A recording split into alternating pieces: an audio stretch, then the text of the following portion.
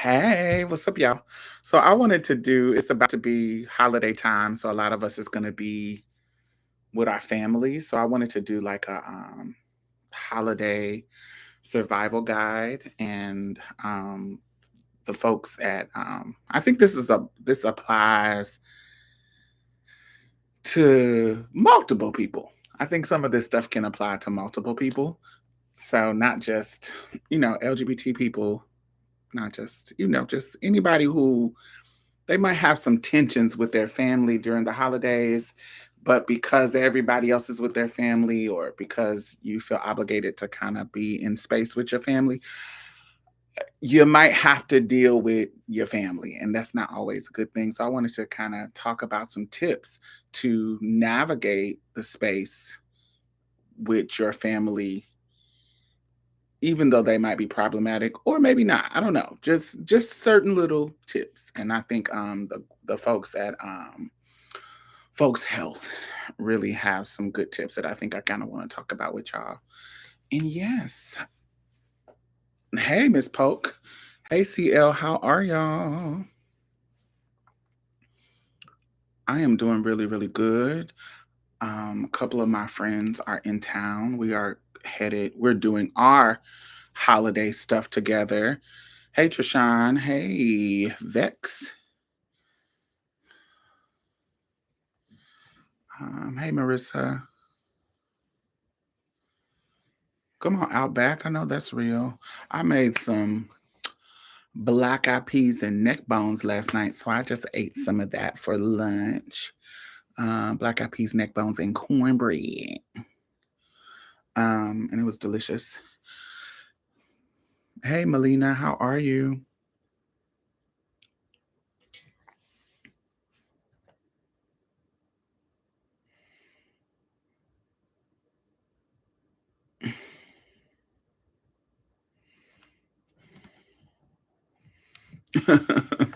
Yes, it was so good. I loved it. I loved it. I hadn't cooked nothing in a while, so I was like, "Oh, let me go ahead and do something real country and southern." Country and southern in honor of my mother and my ancestors. I had a just had a dream about um black eyed peas. And I know I won't be home to do any black eyed peas for New Year's because I'll still be out of town. So I was like, okay, I'm gonna do it now. And so yeah, they came out really good.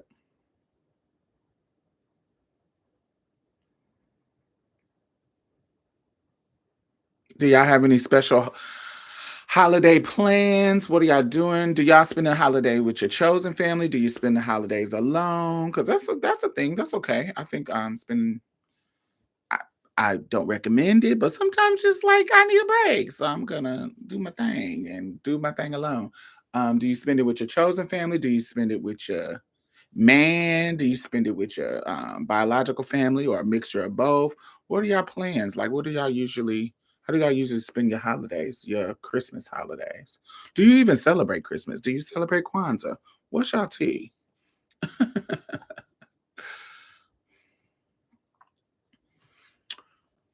I'm driving to Vegas Sunday to see my dad and grandma. Come on, dad and grandma. My dad, y'all know I don't have a close relationship with my dad at all, but he just moved to Oakland, actually. My dad lives in Oakland. Isn't that crazy? He was in Samira, California, but then he just recently moved to Oakland to the Bay Area. Um, we don't talk, but I just found out through the internet. Dreaming of cooking can indicate a desire to nurture and be nurtured. Dreaming of cooking. Hmm. For me, it is my ancestors telling me what they want me to put on the altar. So, yeah, I listen to them through my dreams, and that's what I put on the altar, honey. um,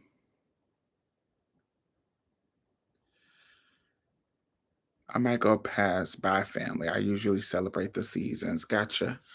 When you say celebrate the seasons, like the season, like the summer solstice, winter solstice, and stuff like that, because we're on the winter solstice right now, right? Um, they'll have they'll have a fit if I didn't show up. Hey man, I spend it with the real family. Luckily, my fam is respectful. They aren't problematic at all. Oh, that's a blessing. All of those. Okay, gotcha. Going through a breakup, but we are faking the funk for our families. Ooh, sorry to hear about that. Why y'all gotta fake the funk?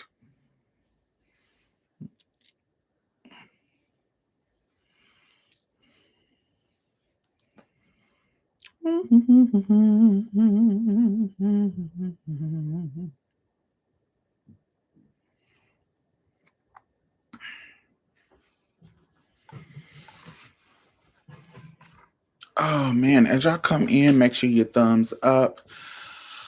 I usually, so um, traditionally I have, why is my light like that? One second.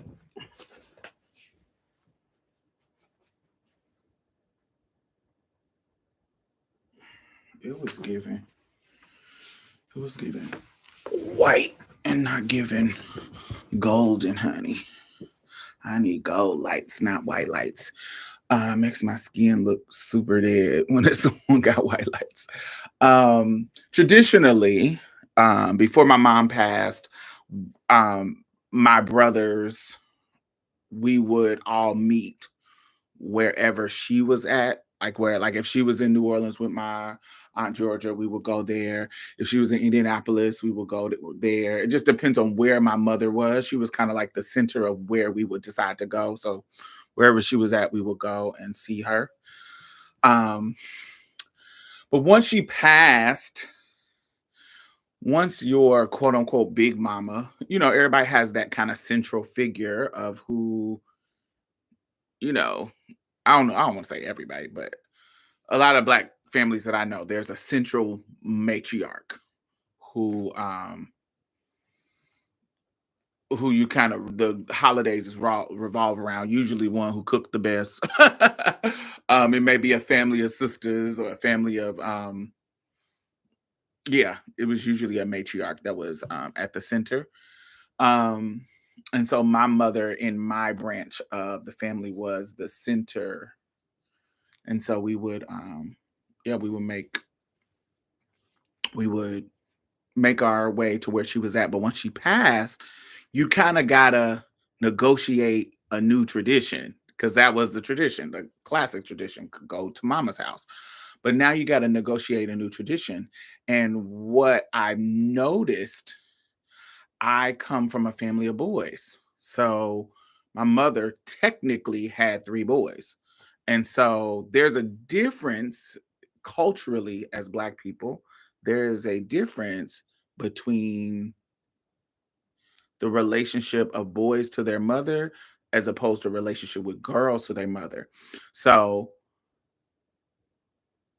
my brothers and their wives' children, because their wives are the mother, you get what I'm saying, the mother of the children, their mother is the one that comes and be a part of the child's life, not the grandmother of the father. Does that make sense? Um,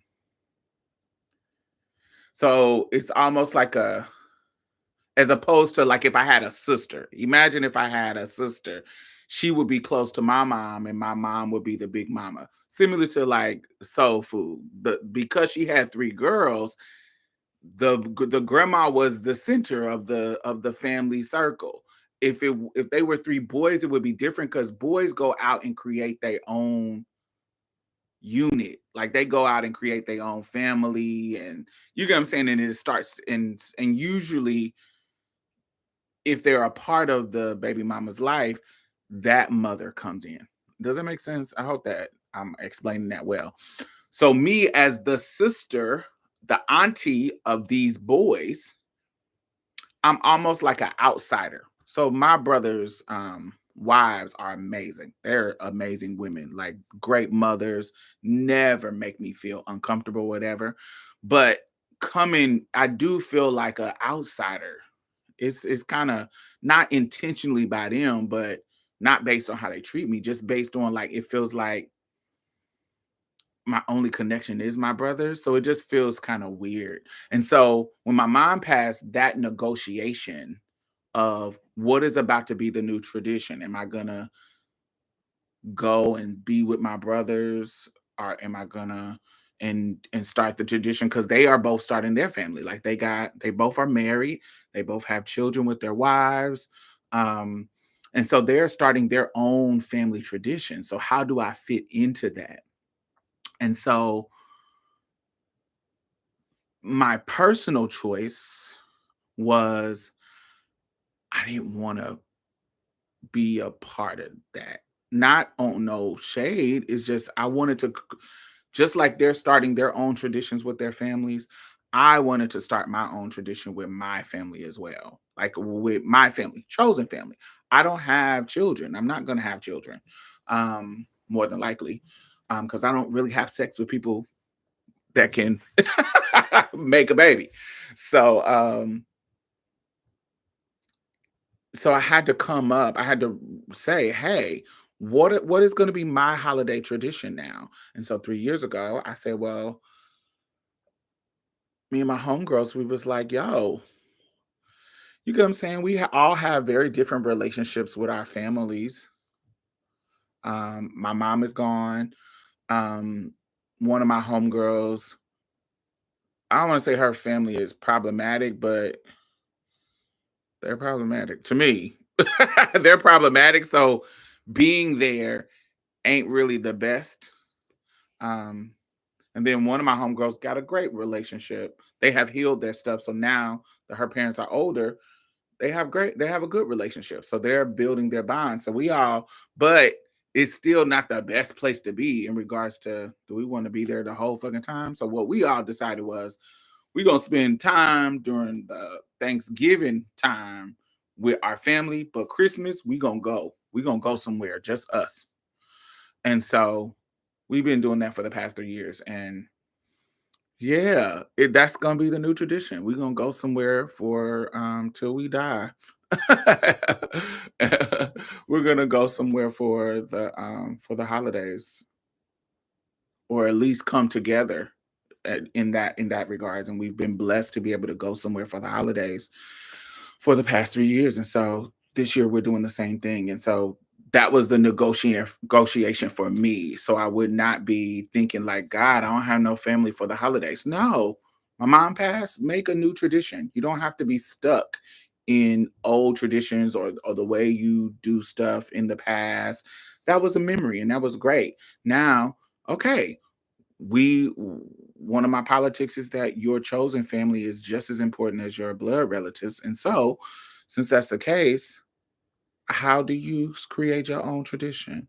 And so that's where I'm at in my life now, where yeah. Hey Jenny. Hey Naira. Yeah.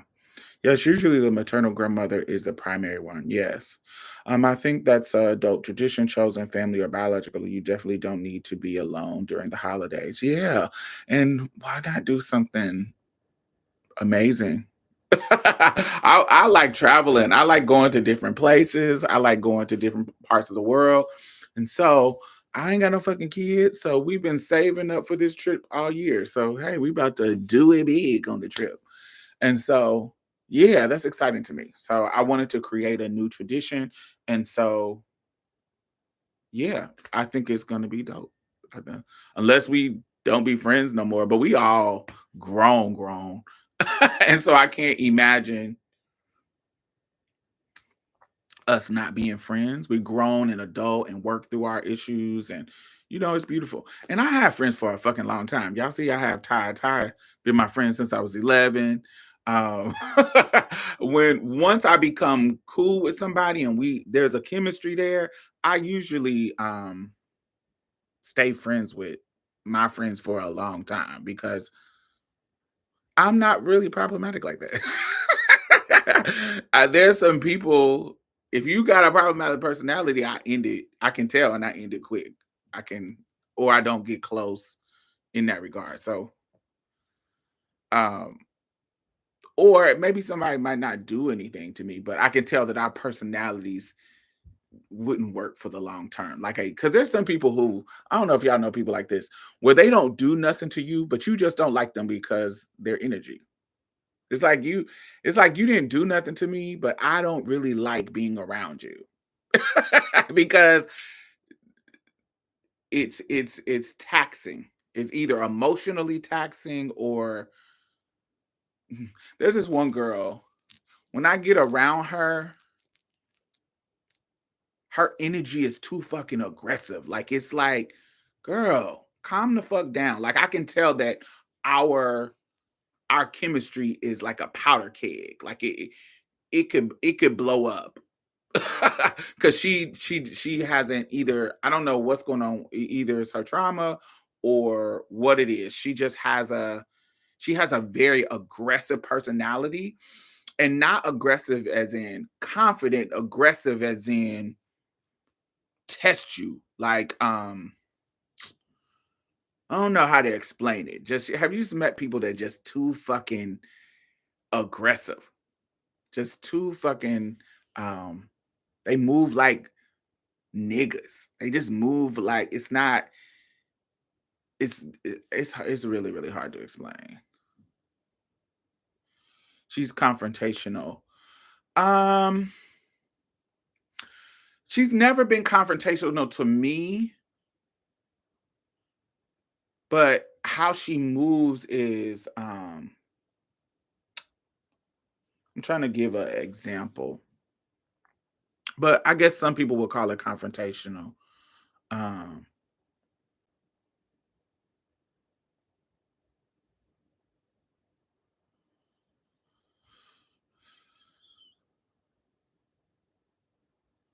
I don't know. It's just too it's mm,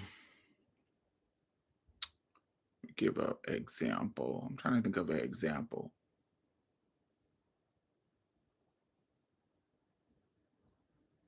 Say you're sitting somewhere and you're eating breakfast and this is your me time, your quiet me time, and you want to eat your breakfast and chill and think and do this is your me time. But say that you and her are staying at the same hotel and she sees you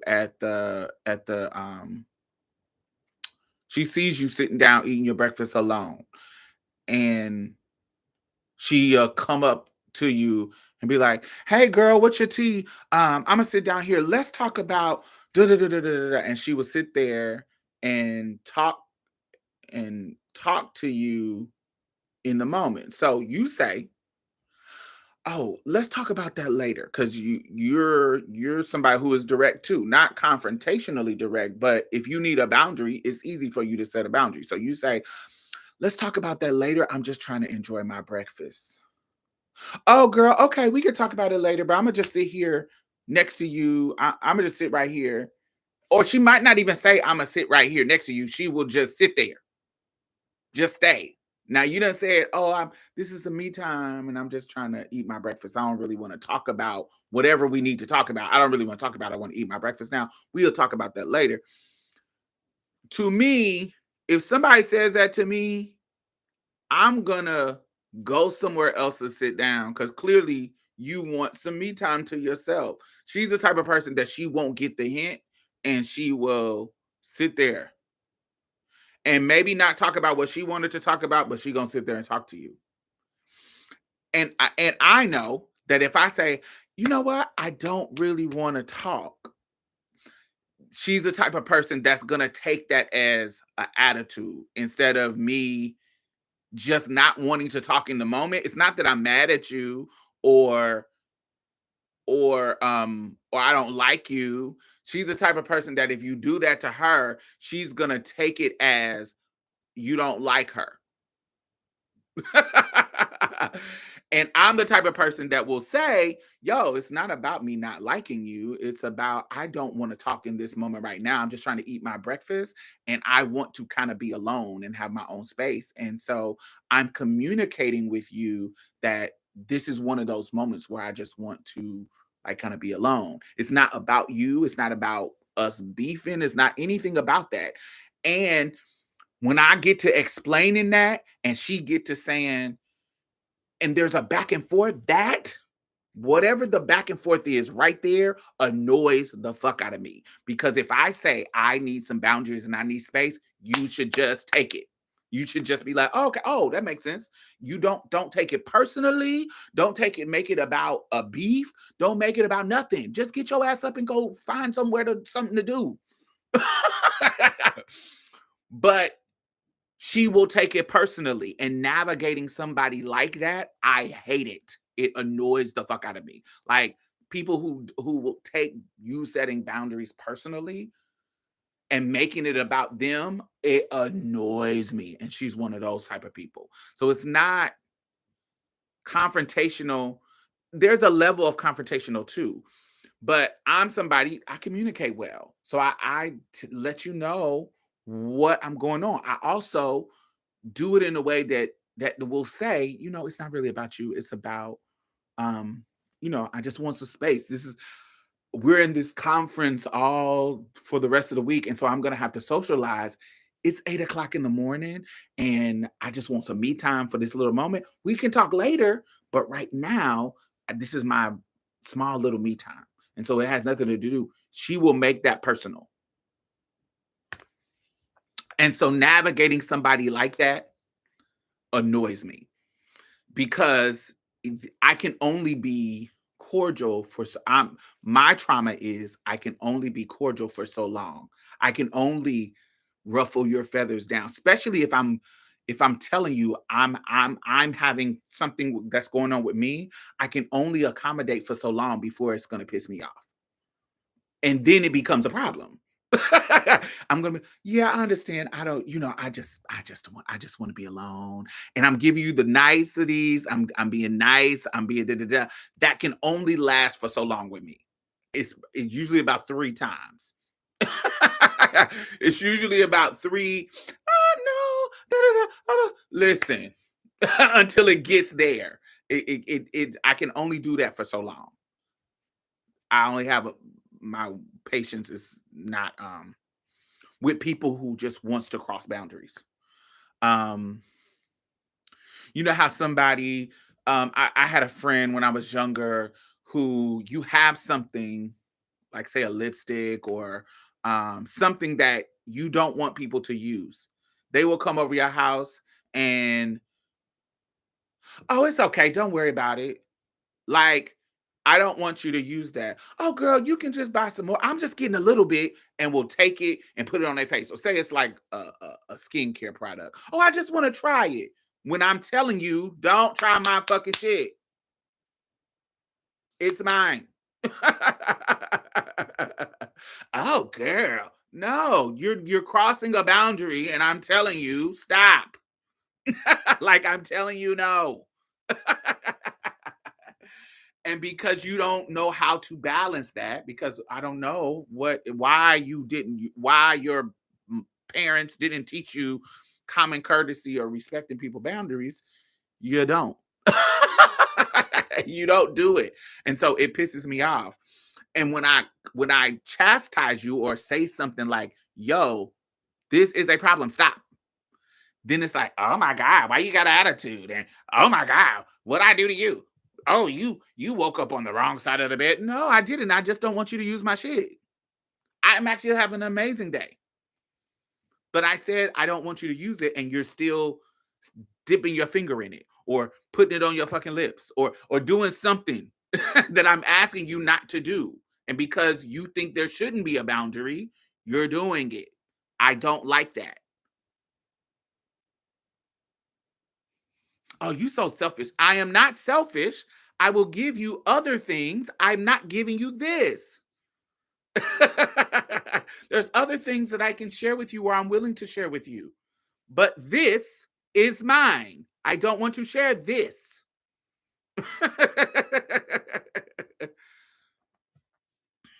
And so those are examples of what I'm talking about. I hate people like that. It annoys me. And so sometimes you're around people and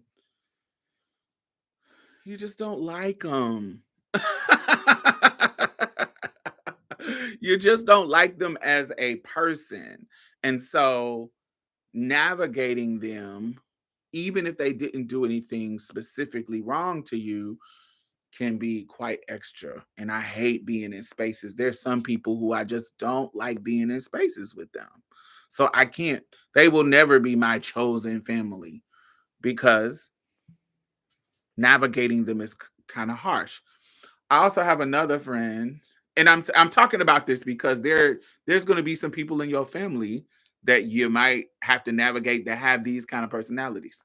I have another friend who is a POC person. Navigating him is very difficult because he is always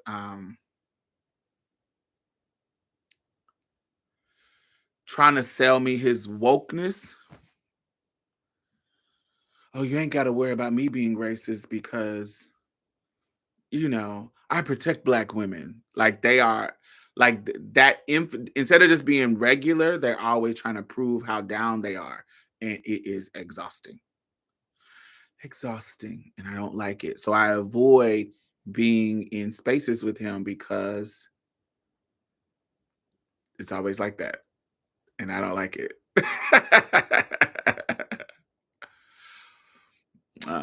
But yes. All right. So I want to talk about the first tip. All right. So the first tip is lean on your friends. Spending time with your chosen family can be one of the best and healthiest ways to spend the holidays. Scientifically speaking, social interaction helps the brain to reduce overall stress levels. I have said this many times. Socializing with your people, even for an introvert. Introverts doesn't mean that you don't want to socialize at all. It means that you need breaks. You need to be able to control it, and it doesn't need to be super super intense, but you need to socialize. It's not like, oh, I want to be alone. No, you want to be alone sometimes. You want to socialize a little bit and then take your ass back home, or socialize with a small amount of people that you actually like instead of a big crowd. You don't want to be in big crowds. Even an introvert is like that. You need to socialize. That's important for your brain. It's ways to reduce stress levels. Happy holidays. Reduce stress levels, also fight depression. Even building memory. Um, yeah. So it's basically similar, hanging out with people as far as like your dopamine and it's just good for your mental health. It's like going to the gym. It's like not physically, but mentally. It's like um it's just good, like a good green juice for your brain. So don't sleep on socializing. Now remember, this doesn't mean that you need to go out into some crowded event. No, it can be controlled. It can be controlled. Our holiday gatherings are my favorite time of the year. I always feel uplifted and revitalized after. It does. It makes you feel good. Um, if your friends and family are spread across different geographical location, a digital hangout, while not the same as in real life, can also be a good way to make you feel connected and supported. That's a good thing. I think we learned that over the pandemic, the Zoom stuff. It can be kind of overwhelming, but if it's the only option, still do it because that still can be fun. But just make it fun. Don't just be sitting. I remember when we were during the pandemic when we all were getting introduced to Zooms. One of my favorite Zooms, the person had hired like a DJ, and it was literally music of us engaging instead of just sitting there talking on in the video. It was literally like these interludes, and they were bringing up different people talking. It was such an amazing time, so I loved it. So yeah, do that with you can do that with your family too. Um, if you got people around you, also create a motherfucking vibe. Like when you got create a vibe. What me and Ty do, first of all, she cooks, so we got food. It's amazing. But we also play games, family games, not just sitting there like watching a movie. We literally play games where we're asking each other questions and learning about each other and having fun, doing some fun ass shit. We are creating a vibe, creating a mood, and Motherfuckers love it. We just have it'd be fucking 15 motherfuckers in there having fun and learning about each other, sipping on cocktails and eating good food and create a vibe, create a moment. It is just something that's dope. And you can be vulnerable, you can talk about stuff, and it's just amazing. I love it, love it, love it, love it. So make sure you create a vibe.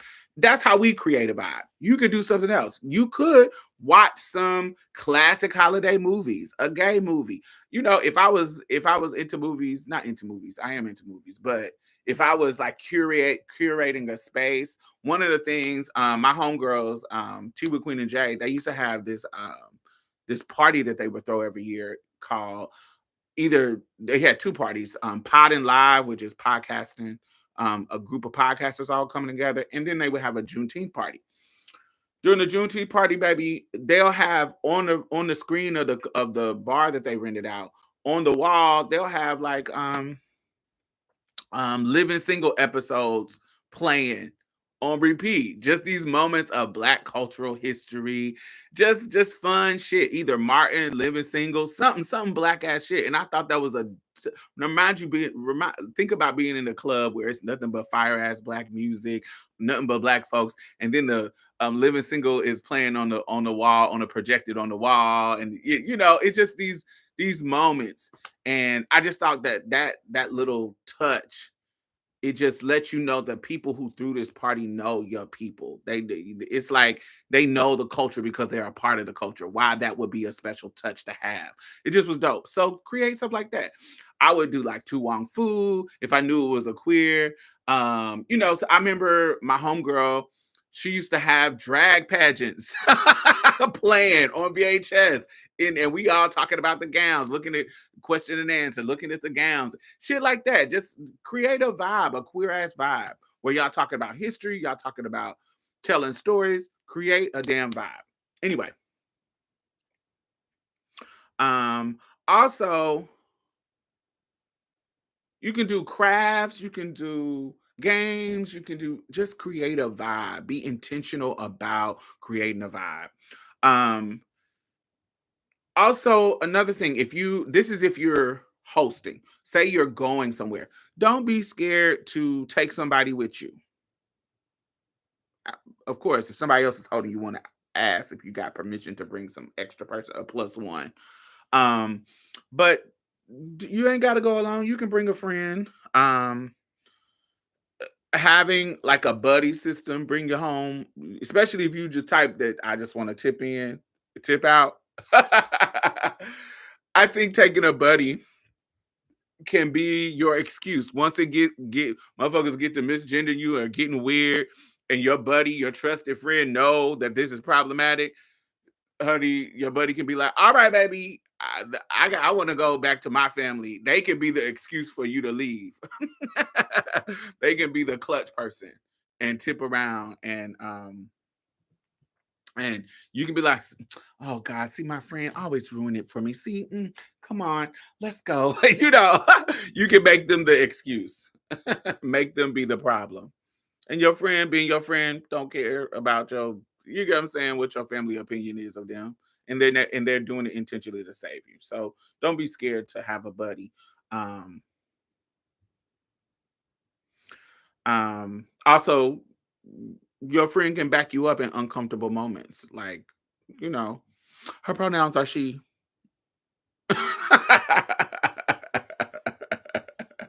Instead of it just being you doing that.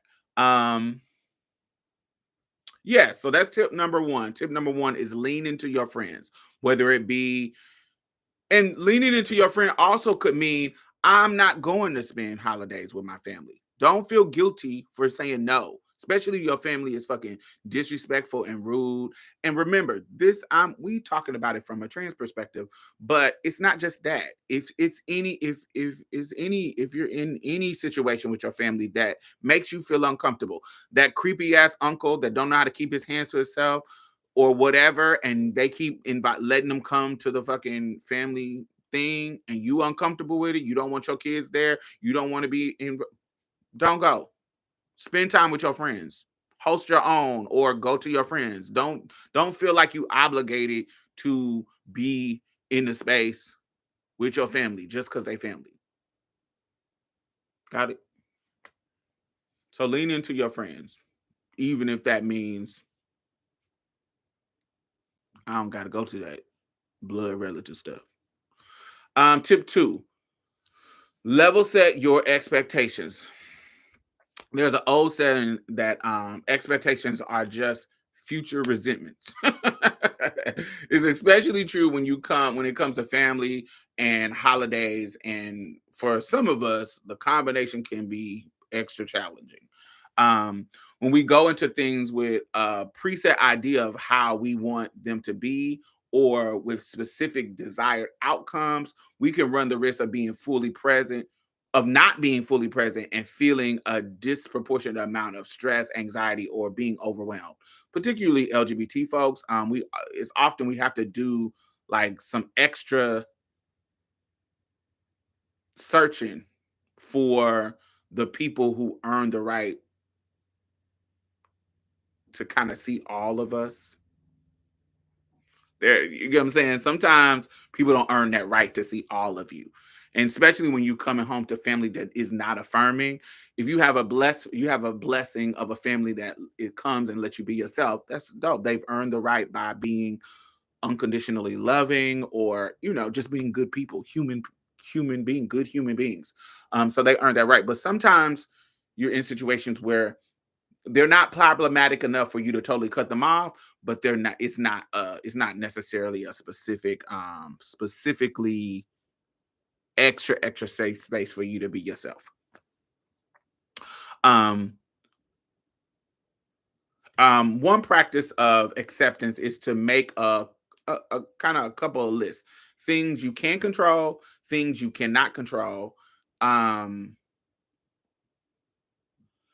and remember to kind of remember you can set those boundaries.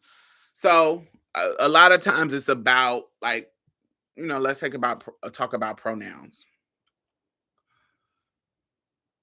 Listen, do not feel guilty by asking people to respect how you want to be addressed. Everybody deserves the courtesy of the simple act of respecting your title, your honorifics. Just like grandma want to be, they don't want you to call them by their first name, or they want you to say yes ma'am, yes sir, whatever the honorifics that they expect in their house. Just like when you come in their house, they want you to take your shoes off, whatever. That's just a small act of respect that should be respected because this is their house. You too can hold those boundaries, and if people can't respect those boundaries, then you shouldn't be there. um but also, if you decide to be there, know that if you're around people who don't want to respect you like that, then you're gonna have to address it, like, you or ignore it. Don't go into space and not want to address it, and then, like, to me, I feel like certain things come with the territory when you're around people who might have some issues. So you either are going to address it, ignore it. That's the only things you can do. I mean, what's your other options? You can address it. Somebody used the wrong name, wrong pronoun, address it. Or you can ignore it. Somebody used the wrong name, wrong pronoun, you just ignore it because this is just a couple of hours. You don't want to battle. But don't ignore it and then be resentful. You shouldn't have came to that motherfucker. Or you should address it and be prepared for whatever the consequences is. Motherfuckers used to hate me coming to the fucking place because they knew I'm going to address it. But this is, if y'all want me here. Now, if y'all don't want me here, then I'll go home. But if I'm going to be here, you're going to respect my name. You're going to respect my pronouns, or I'm going to constantly buck up against it. My name is Diamond. She. And it interrupts the flow of conversation because they're either going to correct themselves or it's going to be an argument back and forth.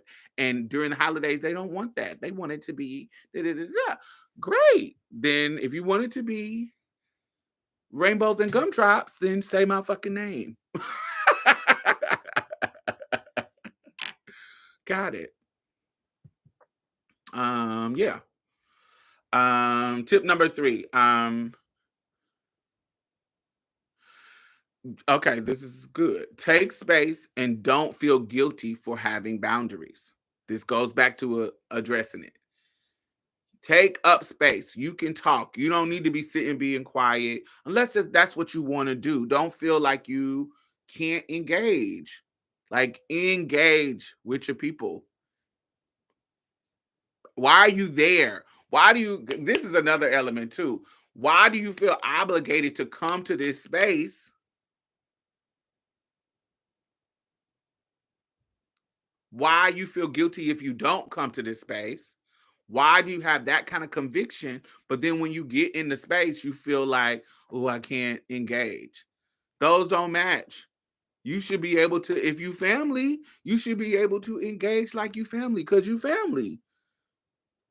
If you don't feel like you family there, then why do you have the conviction to be in this space at all? When you can go create a whole other tradition. But if you feel like this is my family and I'm obligated to be here because it's holiday, then you also should feel like this is my family and I can engage like I'm family. Like we know each other. I ain't gotta just sit in the fucking corner and not be me. So something to think about. Um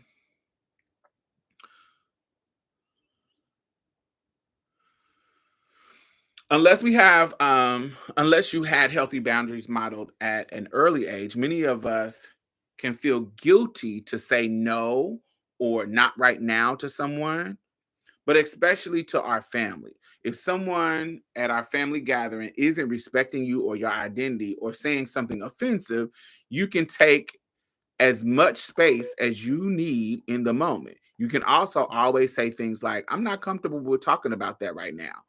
People love to ask trans people about their body, how you got your titties, how you got your titties taken away, how you how you how you get your body like that, whatever, or making, oh, do you do makeup, do you do hair, all that kind of stuff.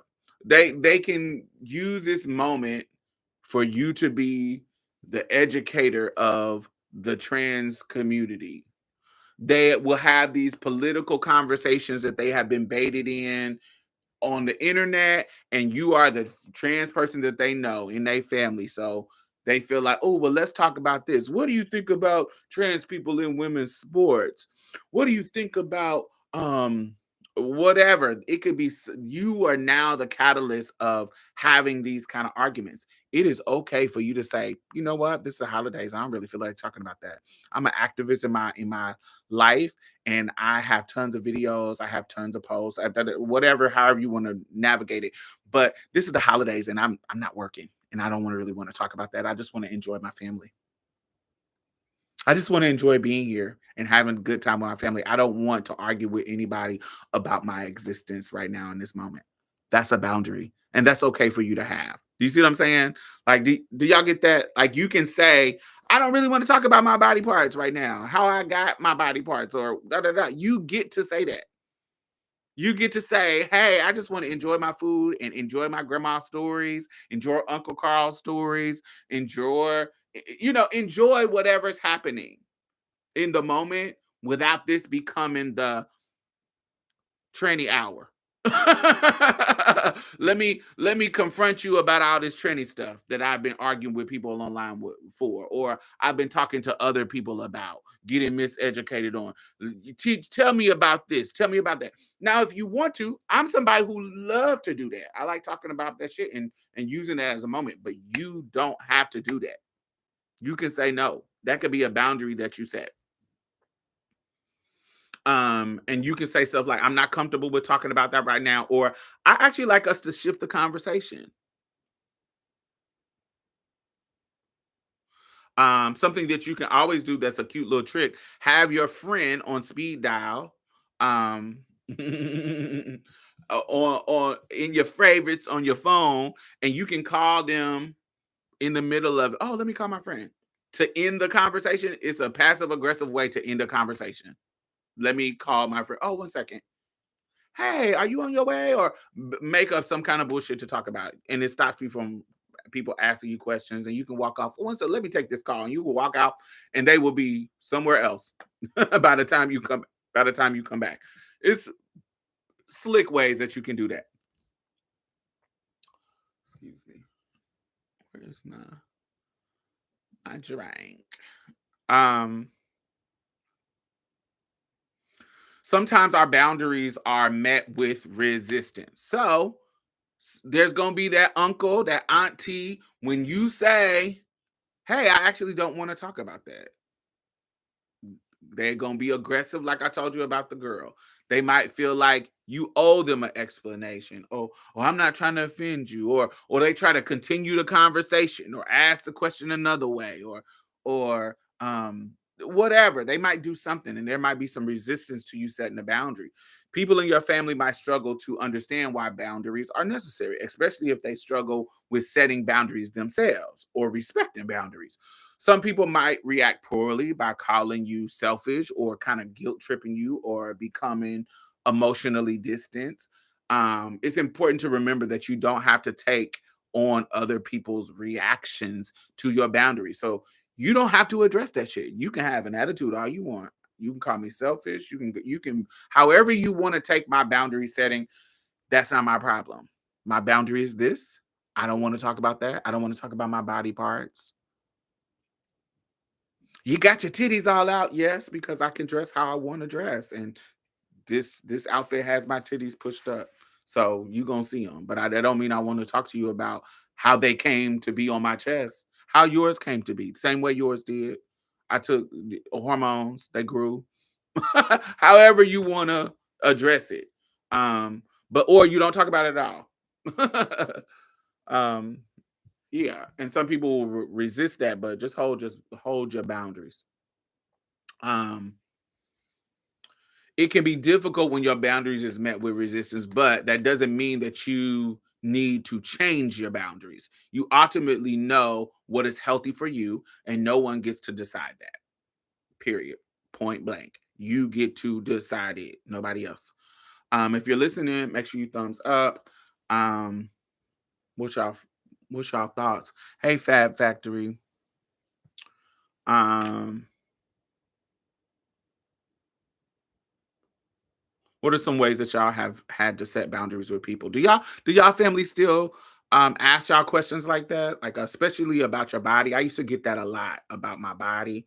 Um and I would get whatever they would have these trans conversations before, not before I come, but like on the internet. So they're getting in arguments at the barbershop or on the internet about transness, and then when they see me, they think that that is the opportunity to, ooh, well, you're the only trans person I know. And so let's talk about it. What's your thoughts about this? And so sometimes I don't feel like it. Sometimes I do. A lot of times I do, because I it's the work that I do. But it's okay if you don't do that work or you don't know. But also,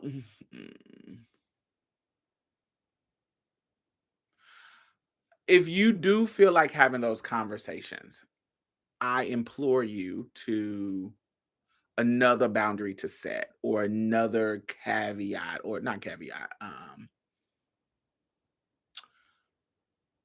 I love this is one of the problems that I have with Flame Monroe. I love when people introduce their thoughts as, listen, this is how I think about it, but we are a vast community, and there's going to be different people who think differently. So I don't want you to take what I say as the golden rule of my community. I am one voice, and there's tons of other voices. I like when people preface conversations or teachable moments with that, because it lets people know that this is just me. There's other people that might disagree with me. One of the problems that I have with a Flame Monroe is she always makes it seem like we're all the crazy trannies. Oh, I'm not one of them crazy ones. And I just hate that. They used to. Now that I'm older, I don't get those questions or even get the looks I used to when I was younger. Yeah, I still get them. Um, yeah, I still get them when I go, like when I go back to my angels and my uncle. Um, my look is definitely something that they address or talk about. I guess it has gone down. It has gone down to be less specific. All right. Tip number 4. Tip number 4. Tip number 4 is choose your battles. Not every action requires a reaction, and not every sentence requires a response. You can't control other people as much as we'd like to. One thing that we can control is how we react to people and the situation we find ourselves in. Don't let things become bigger than they need to be. Really consider what is an important fight to fight, and what you can let go of. Use past years as an indicator of what you might be able to expect from this year. Don't assume that things will be different this time when nothing has changed. Go into this holiday season willing to protect your energy, capacity, and heart. You might not be able to change other people's mind, but you can change the way it affects you. Don't sign over your self-worth and walk away when needed. Consider downloading a mindfulness app, such as there's apps like Headspace. Um, do some breath work, um, guided meditations. When things get especially unbearable, go to the bathroom. Go to the bathroom, close the door, sit on the toilet, twiddle on your phone. When you need a break, do something to break that up. And just remember, you don't have to turn everything into a fight unless you just wanted to. But that's setting up boundaries. Yo, I'm not gonna argue about this with you. Period.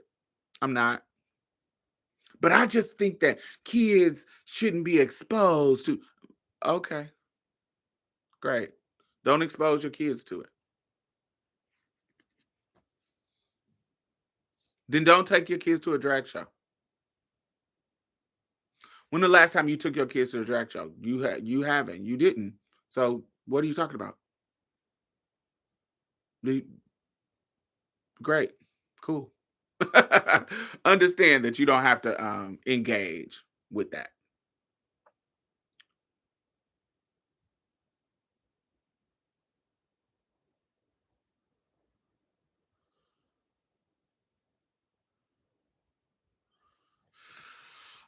This goes back to what I was saying earlier. Tip number 5.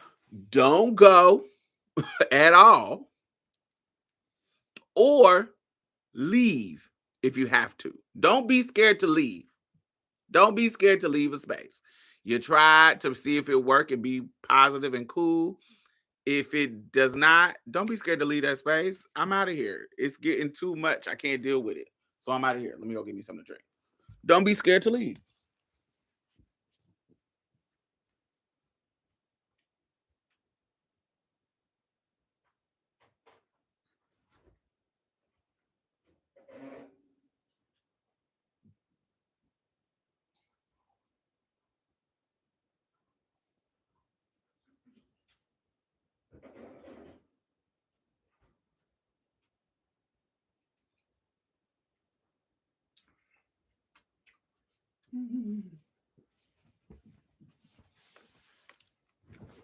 Kool-Aid out of a wine glass. Classy. Um, don't be scared to leave. Sometimes being around your family is the worst possible way that you can spend your day. Particularly if you're looking for a good relaxing time. Some people family, oh girl, no thank you. They don't want to do it. Um and not all of us have families that are just mature and supportive and blah blah blah blah blah. We just don't have it. And so remember that you don't have to go to it. If you feeling like you need to do something, maybe it's time to make another tradition. Don't be scared to just say, I don't want to do this. I don't want to be in the space with these motherfuckers. And it's okay for me not to want to. They are going to misgender me.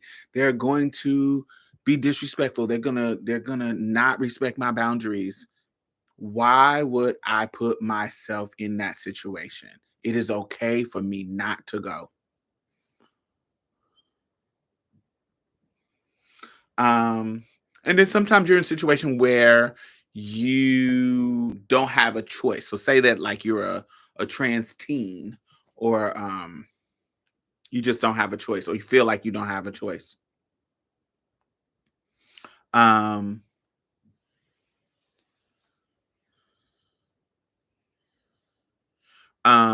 Try to make sure that you have an out.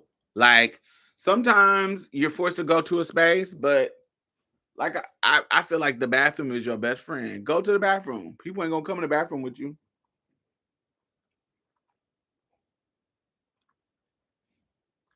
Go outside on the porch. If you just have to go outside on the porch. Be on your phone. If you can't leave because whatever reason, you can sit on the couch and be on your phone. That's a way to get away and leave and not be in that space with them people. This is if you're forced. But if you are an adult and you can leave a fucking space, leave. Don't be in there getting wore out. Um, Tip number 6 is get yourself a little gift. Don't be running around buying everybody gifts and not do nothing for yourself. No matter how small, do something for yourself. The holidays can be especially triggering for those of us that have a strange or challenging relationship with our family. For those of us that don't have access to resources to buy or receive gifts. For us, who wants to still choose to celebrate holidays with a family, it can be kind of invalidating and an erased experience to receive a gift that are kind of like gendered in a way, or somebody done got you a gender, got you a they got you something they trying to be cute, or you know what I'm saying? It's so many ways people can shade you that you might not even think about.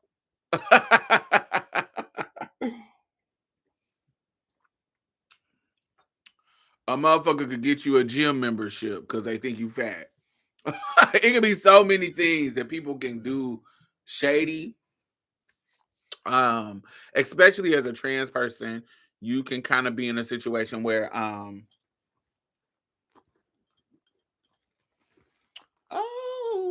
yeah. Oh, 1 second. I had some candy and I want to taste my candy.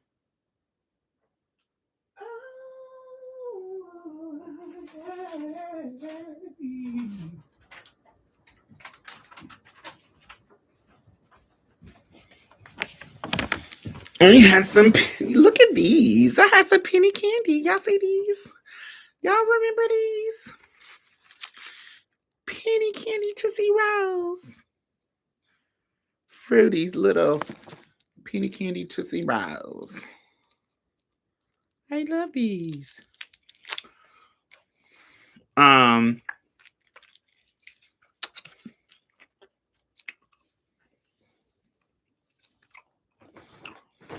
if somebody try to wear you out and give you some kind of masculine gift, take it and send it to one of your trans masculine friends. Let them enjoy it. If you are a trans man and somebody try to give you a feminine gift, give it to one of your trans feminine friends.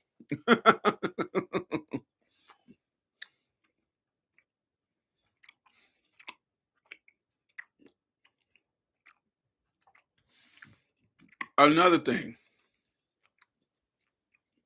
this happens before you go. Do not dress in a way that is not comfortable for you. Be comfortable. Whatever you wear is for you. Be comfortable.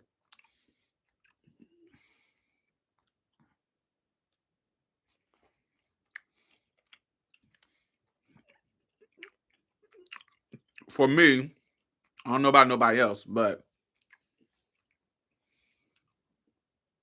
when I was younger, the first step for me surviving a family gathering that I know was going to be extra is me looking like a bad bitch.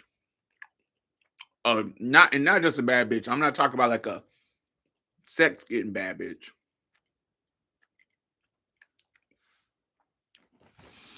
Because in my experience, and this could be respectability politics of my family, but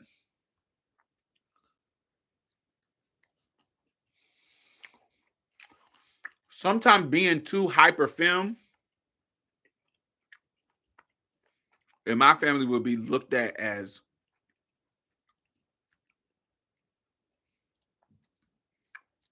you think being a woman is just dressing up. So that's why you have come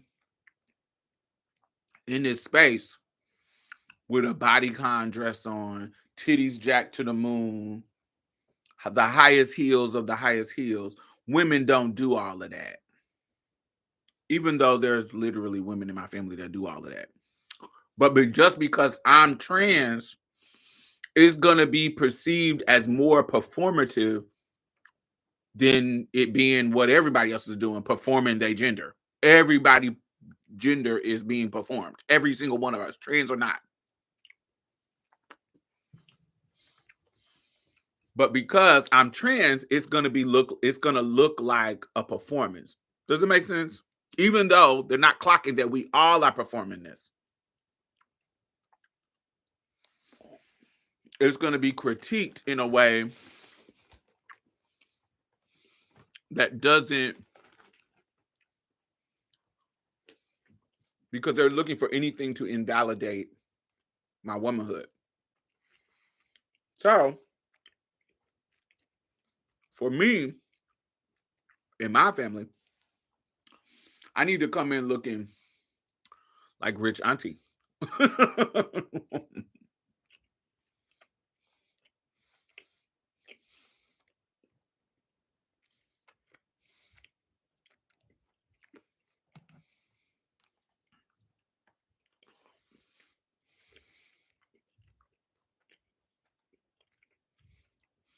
And it's funny because I had an aunt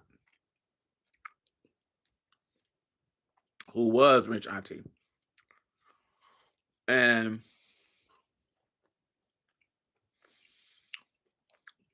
me coming in, it was two incidents that happened. I remember I was like 17. This wasn't a holiday, but this was like a family gathering. Not 17. I think I was like 16. 16 or 17. I can't remember. But my aunt Thelma had passed away. My great aunt Thelma. And we had her little repast at my Uncle Carl's house. And I came into the house, and as an older teenager,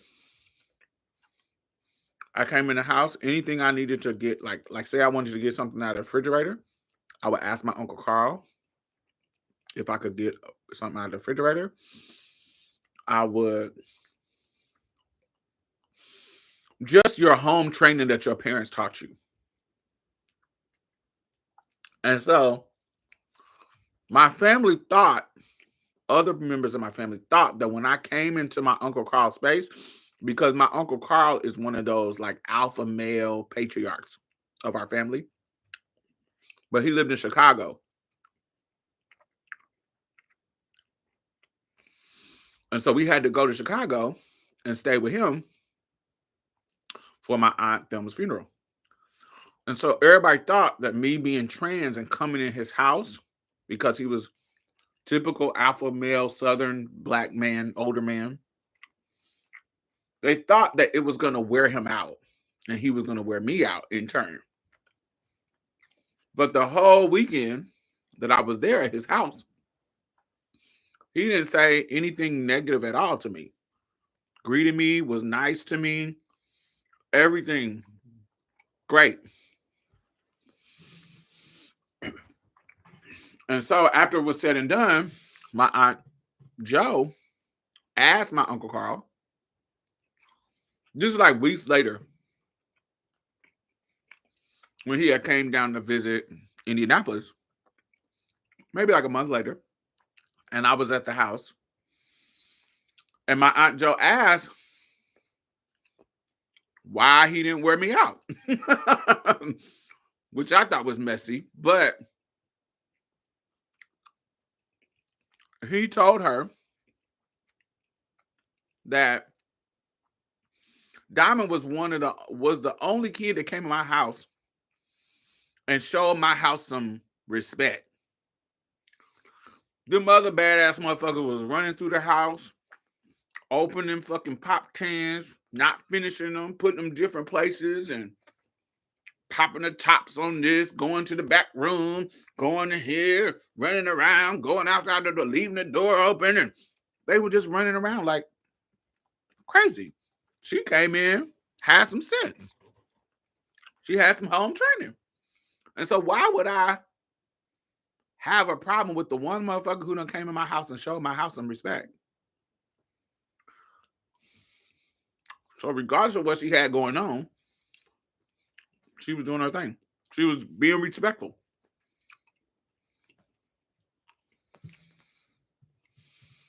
So there was moments like that where, and then my other aunt, his niece, when I would come in, some of my cousins would be coming in, and this is respectable shit, and they dressed like the club. But I'm coming in dressed fancy. I'm giving you Alexis Carrington or Dominique Devereaux, more so. And my aunt gave that very vibe. So she said some of the same shit. She coming to my mama house because her mother was the matriarch, my Aunt Joe. She coming to my mama house like she got some sense. She's dressed like she's coming to the holidays. Cashmere sweaters, wide leg slacks, and gold, and you know, I'm looking like rich auntie. And it was a way for her to respect me. Not saying that that that's right or wrong, but it was a way that it would minimize my issues in the house. And I was comfortable. It wasn't like I'm wearing something that feels stuffy. I'm a fashion girly, so I like to, you know, I know how to put it on, honey. So it was just something that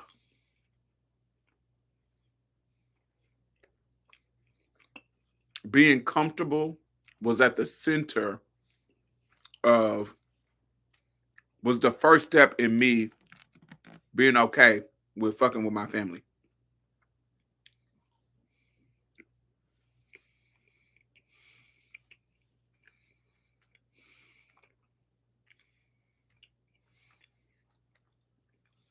Very mindful, very cutesy, very demure. Exactly. Hi, Salacious.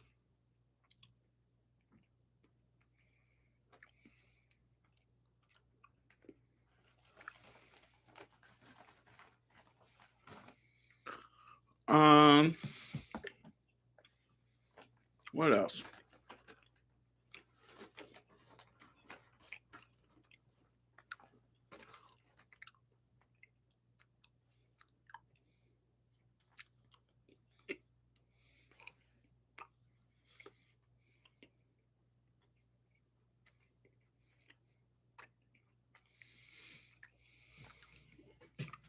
Hello, Miss Carol.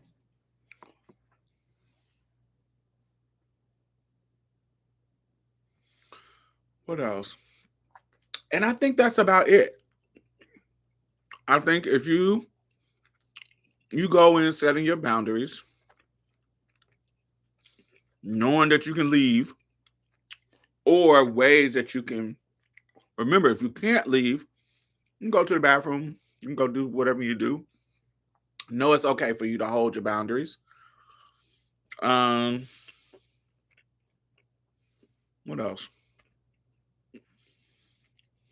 Yeah. I think that it's okay for you to hold those boundaries, honey.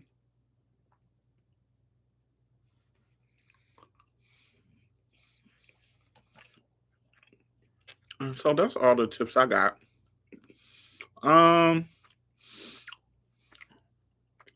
Now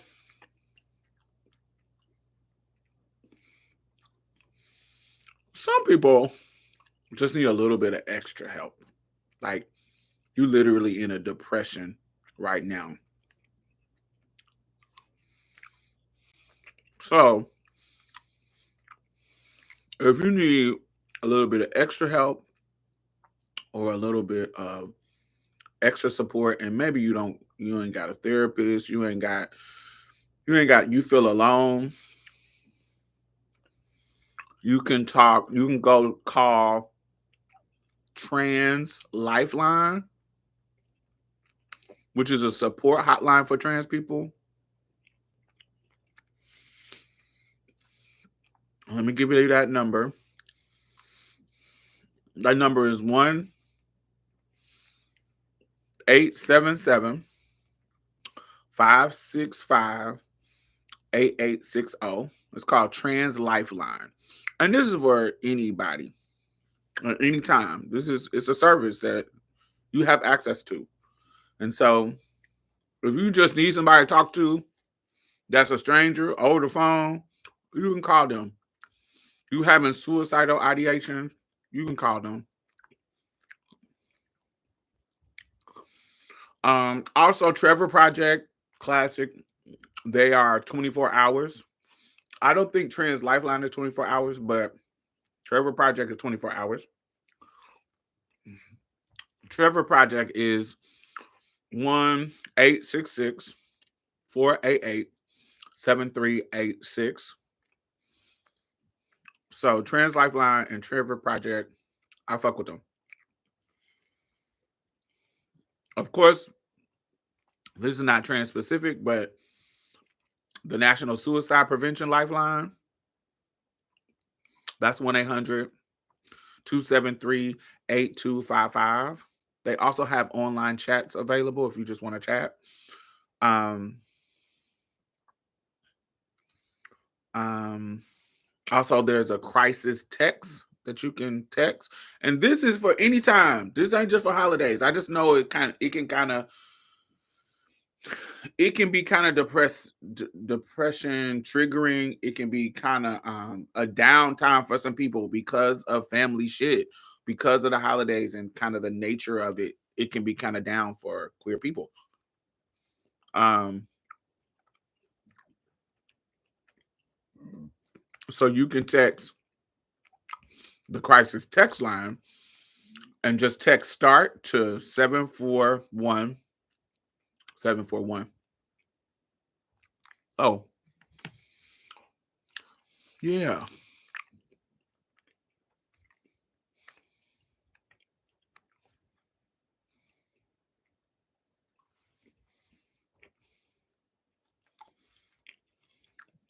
Thank you. Thank you.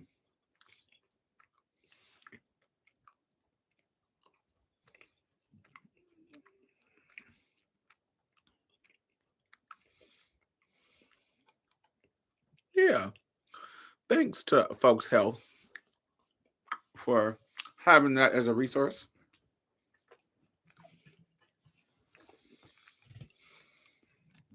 And that's all I wanted to talk about. What y'all want to talk about? What's going on? Are y'all off work yet? Or no?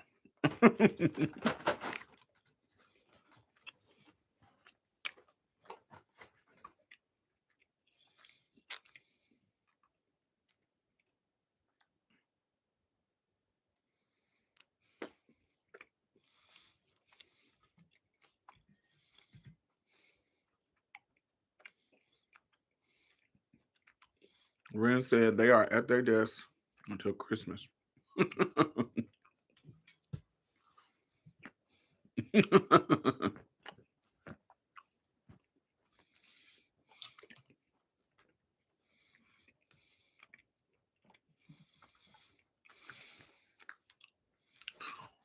Look, I have my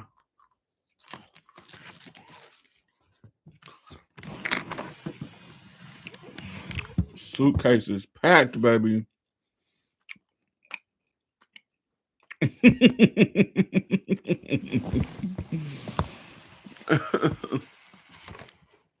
They're at the door, ready to go.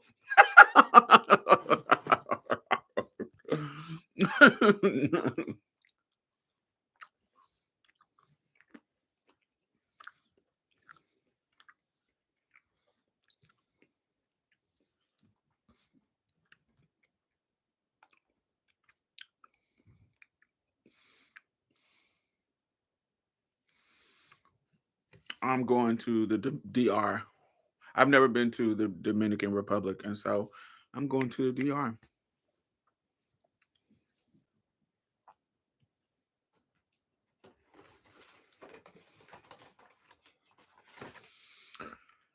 When I was young, dumb butch queen, I cried one Christmas when my trade paid me that week like a fool. It does let you know where you stand, honey.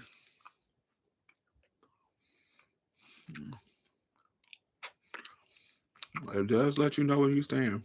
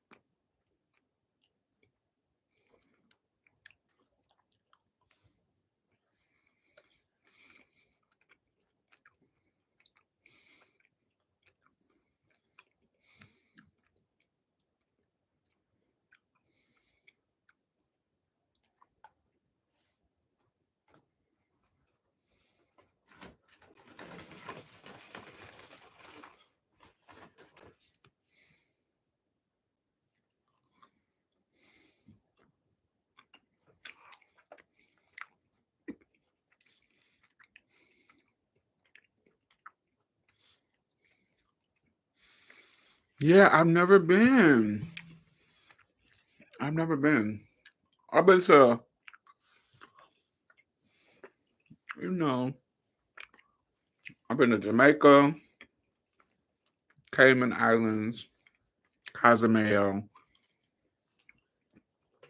Cancun, of course, multiple times in Cancun, Tulum,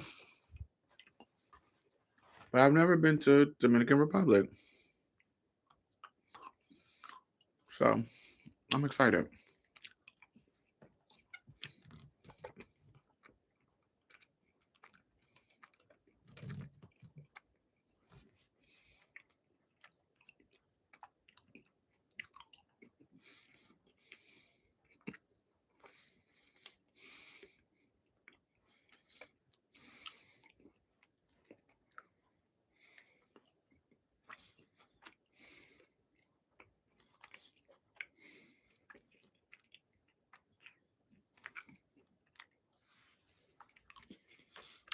Thank you, thank you, thank you. I'm excited about it.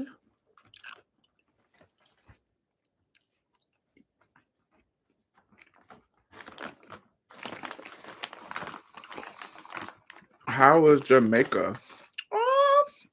It wasn't bad, but I didn't love it.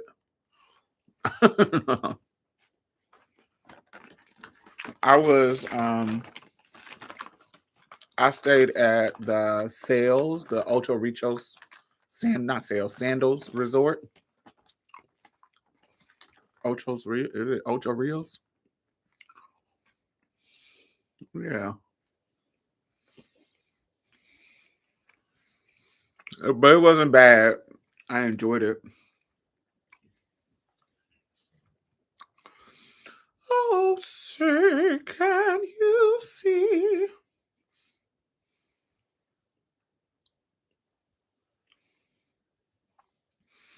But but I also was there for a wedding, for my brother's wedding. So that was my first time in Jamaica. So I had a good time.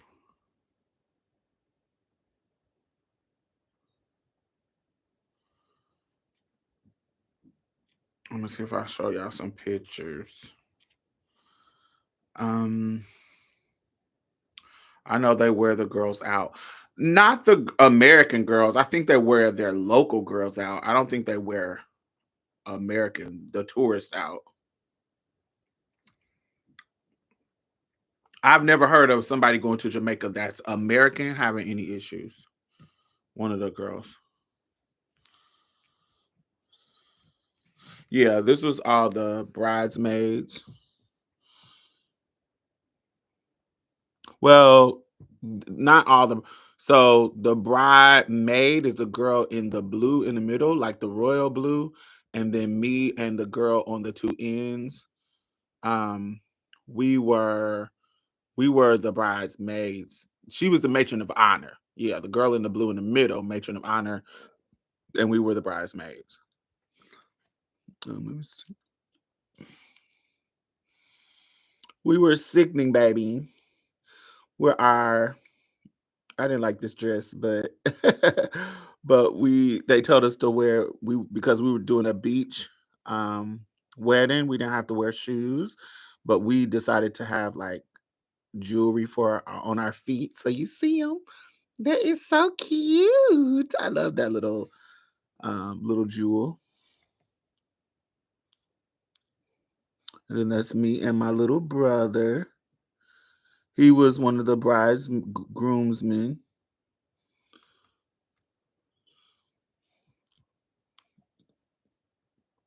That's me by myself. So yeah, it was super, super cute. And then this was the view. So cute. It was so pretty. I loved it. I was cocktailing it.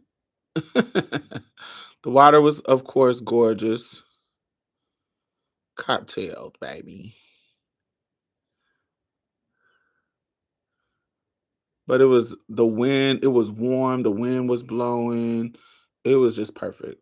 As far as that stuff, I loved it. Um, yeah, it was dope. Mm.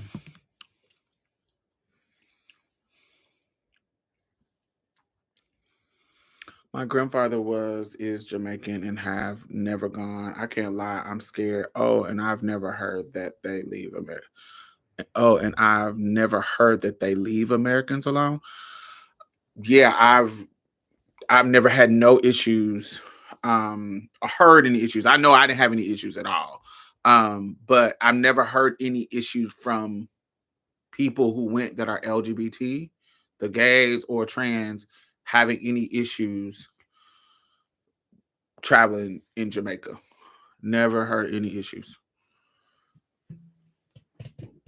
usually I've heard it from people who live there, like trans people who live there, trans people who queer people who stay there. I've heard issues like that, but not tourists because most of their money come from tourism. So they usually don't fuck with the Americans like that. In regards to doing something like negative or trying to do something because it'll fuck up their money. Um yeah, I didn't really have any issues like that in Jamaica.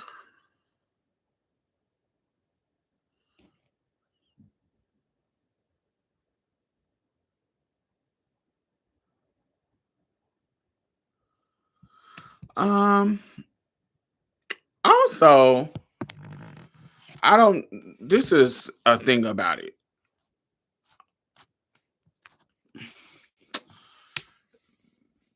I've never been in a place that had that had the reputation of being anti-LGBT that didn't have a bunch of down low ass niggas.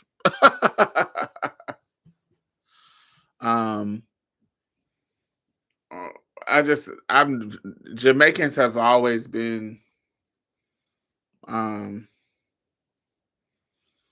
I never really had any kind of issues with Jamaican men. I've always had Jamaicans. I always had them. I ain't never had no, you get what I'm saying? I just ain't never had any issues with Jamaicans in the way that people act like Jamaicans are or Caribbean people are. I'm not saying that homophobia doesn't exist, but it doesn't seem like it is more. It just seems like, oh, you got down low ass people, you got haters everywhere. It's similar to like the South. It may not be as free as a New York or California, but it's the South, so you're gonna have some haters, but it ain't gonna be unlivable.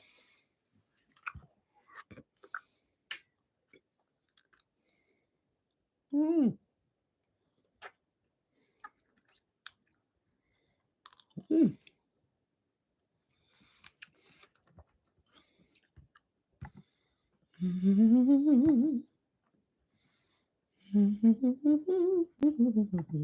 Popular. Talk about popular.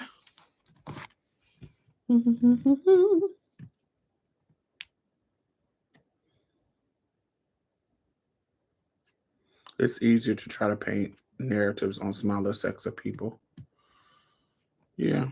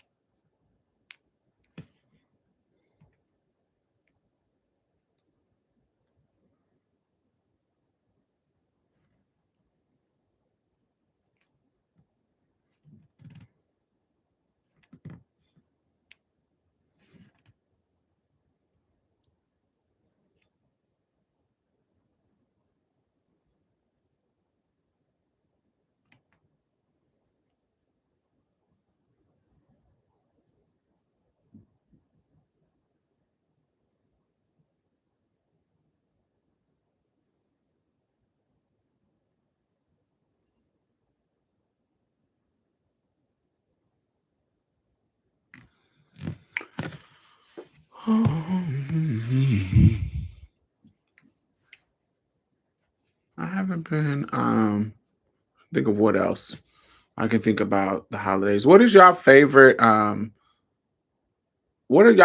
like holiday music? What's your favorite holiday songs?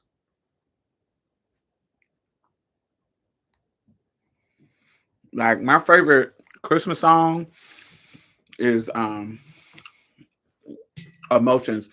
What do the lonely do at Christmas? I love that. Um it doesn't feel like Christmas if I haven't heard The Temptations, Silent Night.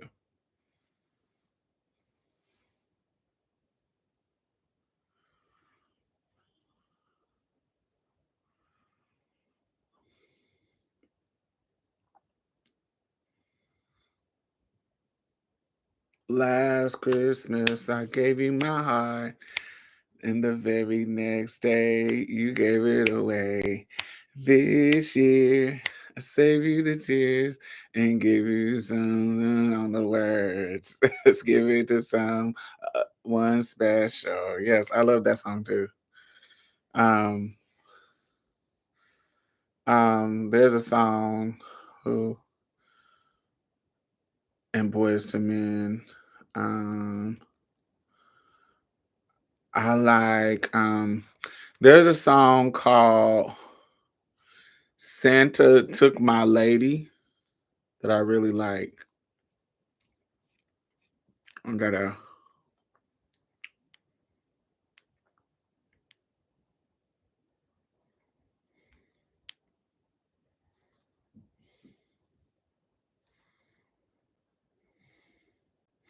they're called so I want y'all to look this up.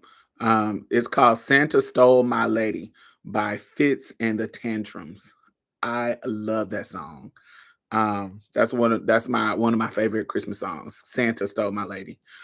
And then there is a song called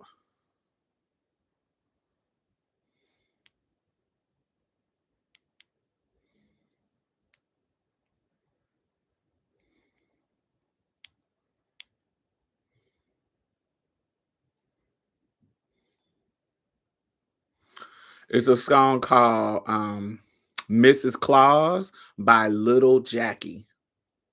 I love that. Love that song. So those are my three favorite songs. Um, Santa Stole My Lady, Mrs. Claus, Santa Stole My Lady by Fitz and the Tantrums, Little Mrs. Claus by Little Jackie, um, What Do the Lonely Do at Christmas by The Emotions, and Silent Night by The Temptations.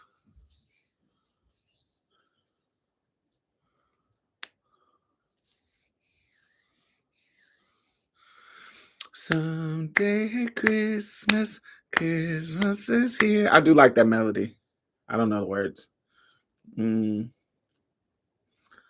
I like A Hard Candy Christmas by Dolly Parton. I've never heard of that. The Waitress and the Dominique and the Waitresses, Dominique and the Donkey. I never heard that song.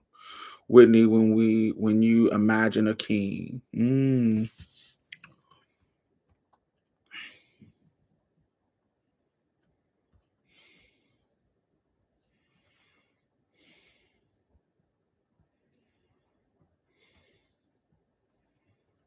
I love the TLC ride, sleigh ride.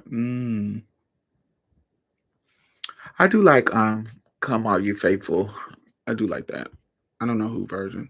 Santa Baby by Eartha Kitt. Santa Baby. No. I don't like that's a Christmas song I'm annoyed by. I cut her off as soon as I hear her. Um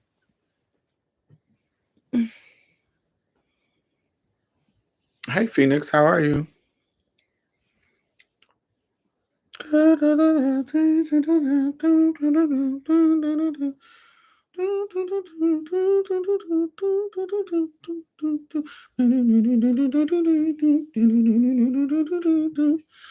Hark of the bells, sweet silver bells. Yeah. The first song that I learned how to play on the piano is "Joy to the World" because it's just really just going down the down the scale. Do, do, do, do, do, do, do, do. It's literally going down the scale. Like if you start on the C note, do, do, do, do, do, do, do, do, do, do, do, do, do, do. It's easy to play. When are we going to get an EP from you? When somebody funds it. Going into the studio is expensive.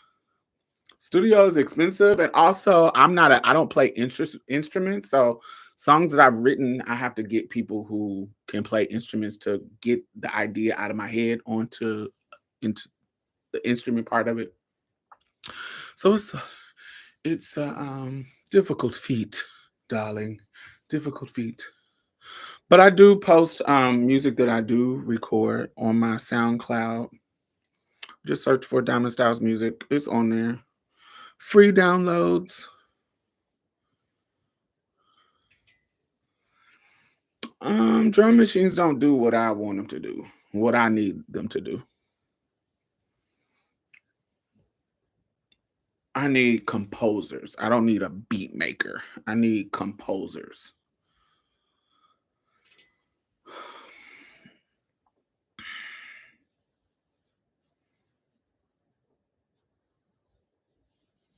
If it's gonna be a EP like of my songs, I would need composers, people who play multiple instruments. Yeah, drum machines only do beats. They only gonna give you enough beats, and I don't want it. I want actual instrumentation.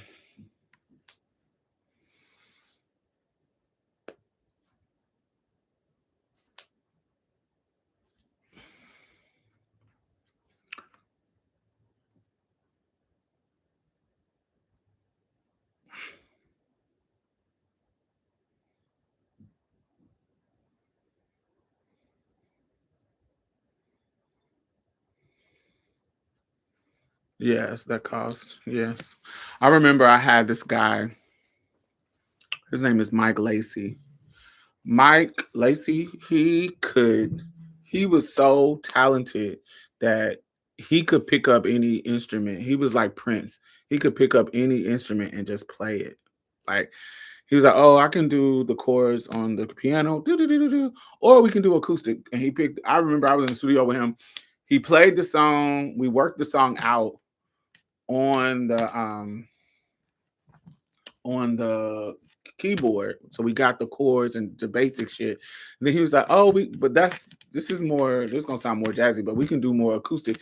Baby, he picked up the guitar and got to playing it in the same chords, man. And then he was like, "Oh, we can go electric." Picked up the electric. Da, da, da, da, da, da. He just was killing it. And I haven't in person. I know those people exist, but in person, I haven't met somebody that is like a instrumentation person like that who can just play instruments. Anyone. And he was the first person I ever met like that, who played not only by ear but had the musical theory and a technical skill. And he ended up moving to California. So I couldn't work with him. And when I did meet him, I was super broke. We did one song together, but I wish I had met him now where I'm making enough money to kind of pay him to do something with me. But he doesn't live by me anymore. And of course we can do long distances, but I don't really like that. I like being in the studio with people, in the studio, in like together.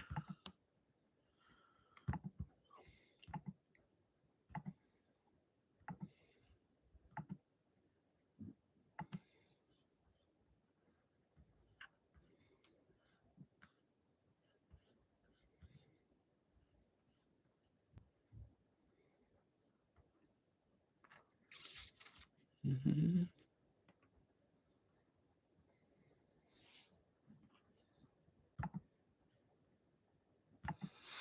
Are you coming to create and change, Phoenix? I'm actually excited about it being in Vegas this year because I'm intentionally gonna have some time where I can just be free and have fun and do a little gambling. I'm excited about that.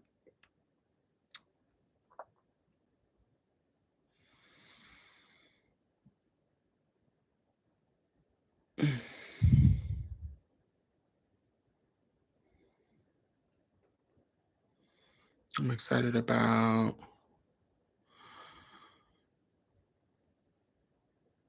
yeah, I'm more excited about, you know,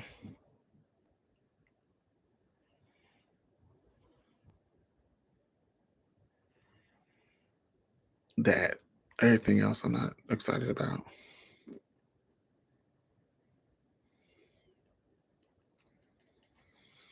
I think I'm gonna bring like a cute little 500 to gamble with to play some of the slot machines, and then if I win something, yay! If I don't, no. Last time when I was on the casino boat and I was on the carnival and they had a casino on the boat and I won. I spent $200. I think I had enough like $200 worth of money just to kind of gamble with, and I ended up winning. Um, I won 1,000, but I spent 200, so I won 1,000. So basically, I made 800. So yeah, once I hit that little thousand, I stopped. I was like, yeah, it basically it paid for my trip. My trip to come to get on the boat. It literally paid for the whole trip. I was like, yay, this was a free cruise. I was like, I know that's right. Because, yeah, once I won $1,000, it paid for everything.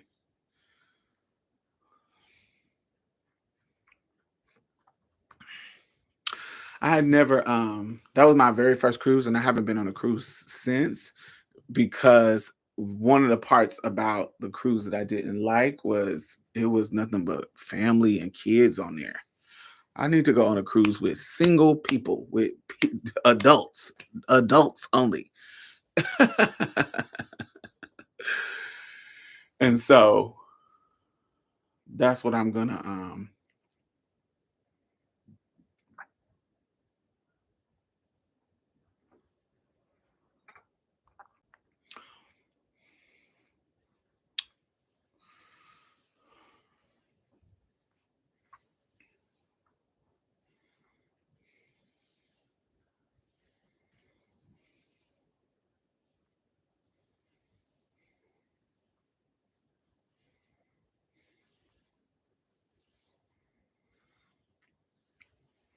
so I think I'm gonna go to a virgin cruise out of Miami.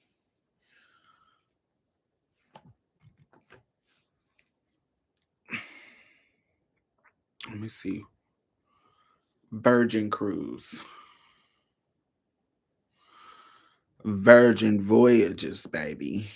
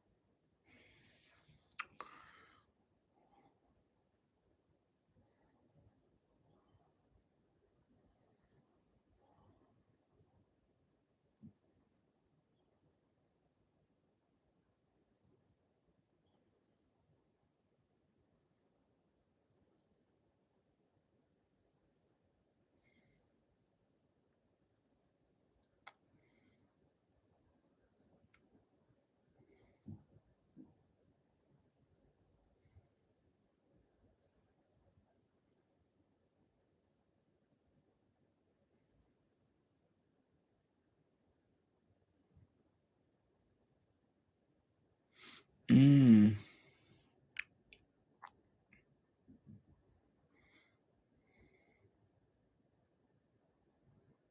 yeah, these look like they fire. The Antilles, leaving from Miami or San. Oh, I can go to San Juan. Oh, that's a good one. Leave out of Puerto Rico.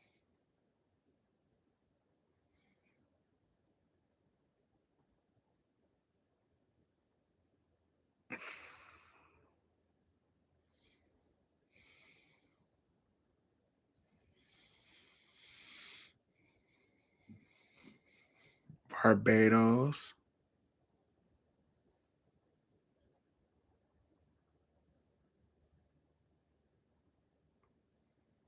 I don't really like Puerto Rico like that. When do you fly out? Tomorrow.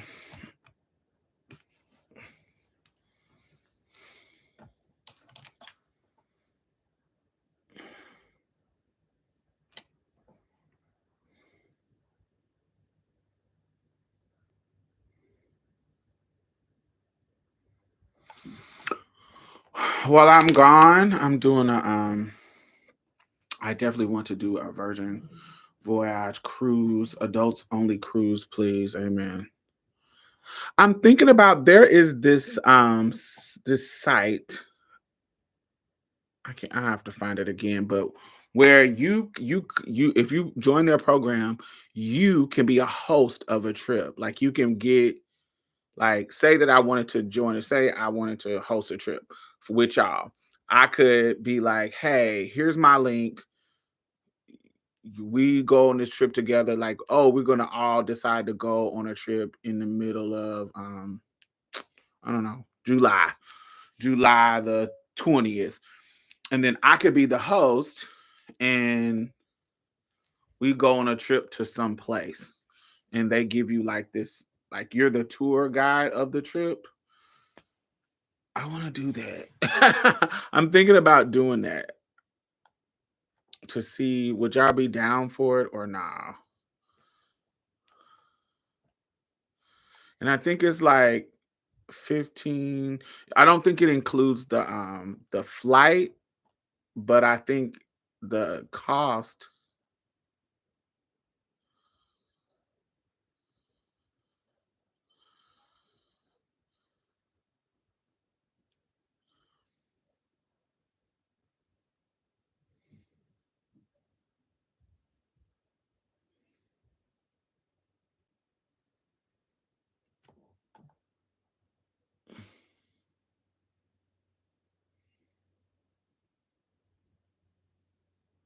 Yeah, like a group trip.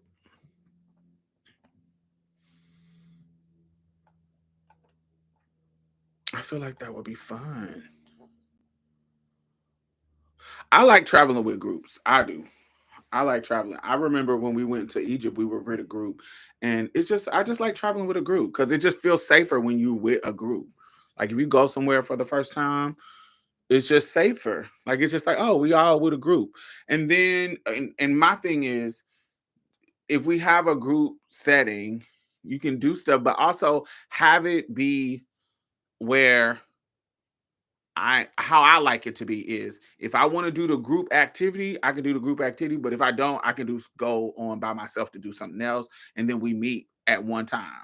So like um I did this event with to Hawaii. I flew 12 people to Hawaii for um for a retreat.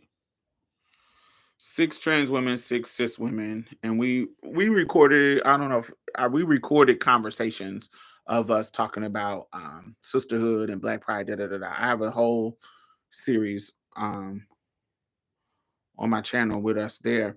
So let me show y'all how I played it. How I set it up was.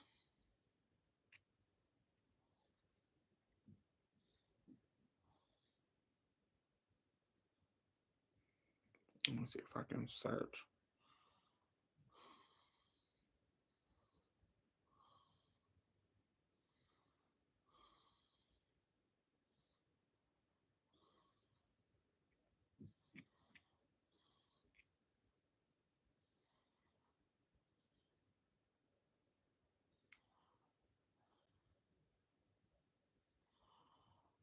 Hmm.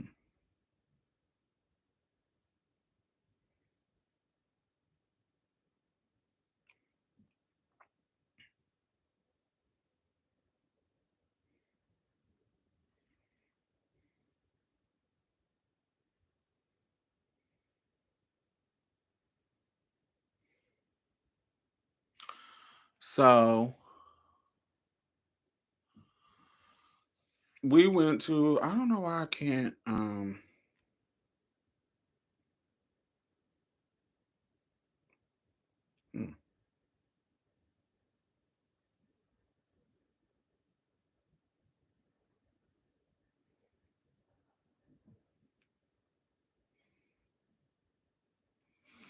I can't.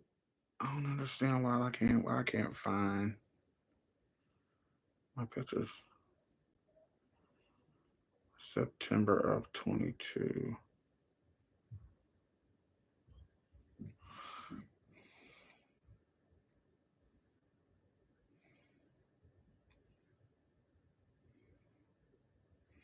I don't know what's going on. Was it 22 or 23?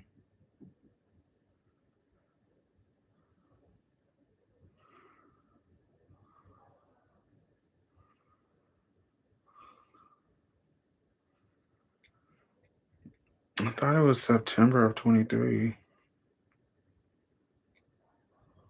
Maybe not.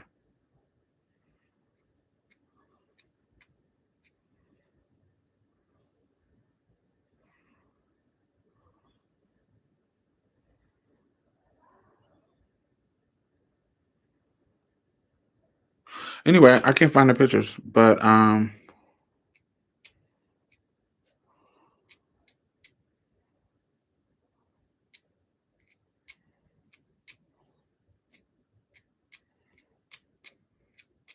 anyway, we went out there and it was dope. We had a good time. We were able to fellowship with each other.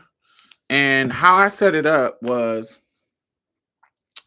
what we did was the recording and the stuff. I did that on the first 2 days. So I made it a 4-day trip. And I did that on the first 2 days where we recorded and talked about our shit. And then the last 2 days, the instruction was do what you want to do. So we fed at nighttime. If you wanted to your meal to be paid for, you go to dinner with us at night, and we pay for that. And we give you a breakfast voucher from the hotel to get breakfast. So both of your meals, and so if you was broke, you actually could come and not pay for anything other, because we pay for the flights, we pay for the hotel, and we pay for dinner, and we gave you a breakfast voucher. So if you didn't have any money, make sure, and you wanted to just come to the trip, you got 2 meals a day, breakfast and dinner. Lunch was on your own if you needed something in the middle of the day. But breakfast and dinner was paid for. The flight was paid for and the hotel was paid for 4 days. So if you wanted to just come broke, you could have came just broke. Even though I didn't want them to do that. I wanted them to experience stuff too. But that was the goal. That's how I fundraised it for you to come and um be a part of it. And my only caveat was that you had to have been doing trans inclusive work for at least 5 years, trans inclusive organizing work for at least 5 years. You had to identify as a woman, not necessarily femme, um, but you had to identify as a woman. So we had lesbians, we had trans women, we had cis women, we had straight cis women. We had a total of 12 folks. Well, it actually was end up being more than that, because while we was there was some 2 extra people that came. I didn't have to pay anything for them, but they came and was involved because they were Black girls. And so it was like, oh, let's come join us. And so it was dope. But I gave room to where we can do the activities, but then the last 2 days you get to do what you want. So you can be free. And so when I'm thinking about trips, I like the idea of the safety of traveling with a group, but I also like the idea of having a flexible schedule to where you can go and explore on your own. Because when I went on trips where everything was scheduled, I didn't like that. I like the safety of the group, but I didn't like that I gotta go with y'all every single place, and I can't go and explore how I want to explore. Me, I like to find thrift stores. I like to find antique shops. I like to find because that's my favorite thing to do. When I come to a city that I've never been to, finding thrift stores and antique shops, you find some dope ass pieces. I felt like these right here. I found these. Let's see if I can.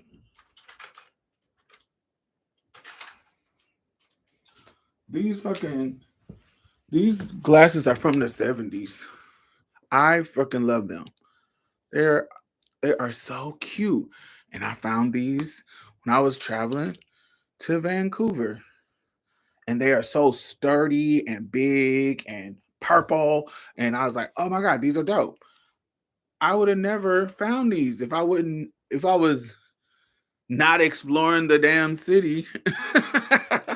And so when I go to places, I specifically look up like vintage shops and antique stores and that's off the beaten path because that's where you're gonna find little unique little jewels that that you'll find somewhere else. And so if we're on a set schedule, then I don't got enough room. Like I remember when we was in Egypt, we had such a set schedule and there was like a fabric um marketplace for fabrics. And so I wanted to go there, but we couldn't because we were on a strict schedule. And I was like, man, I wish I could go and spend like an hour at the fabric store to get you some fabric that you fucking never gonna be able to find because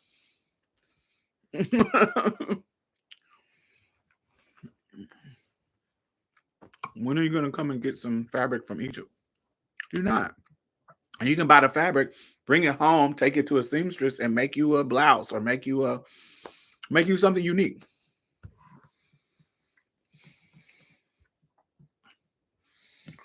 So I don't know. I want to do something, but then you gotta, and people don't be wanting to save.